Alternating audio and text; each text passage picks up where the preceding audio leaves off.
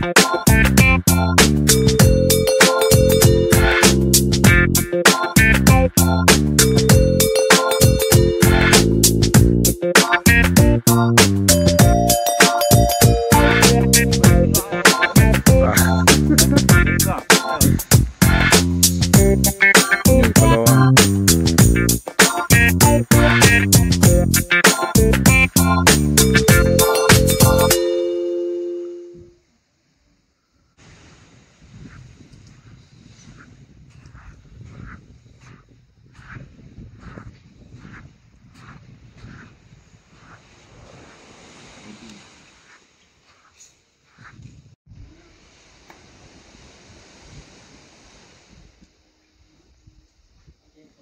Ya, hello.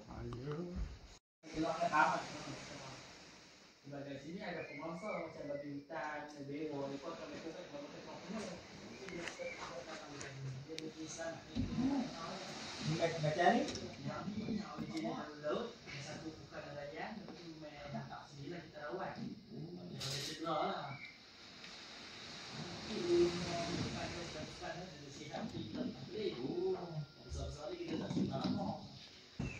tapi dia main waktu malam lah.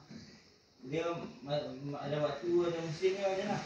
Wah, ini ada musim. Suka ada, tapi dia akan main waktu malam dia dah keluar.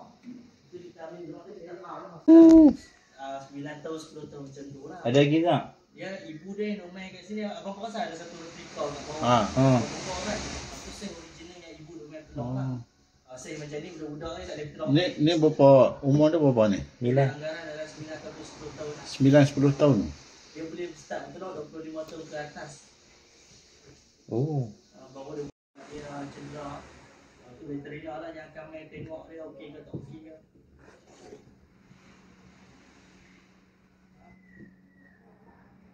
Hai penyu. Hati orang yang curang. Comel tak ada rumah. Oh, kaki dia ni. Dah okey?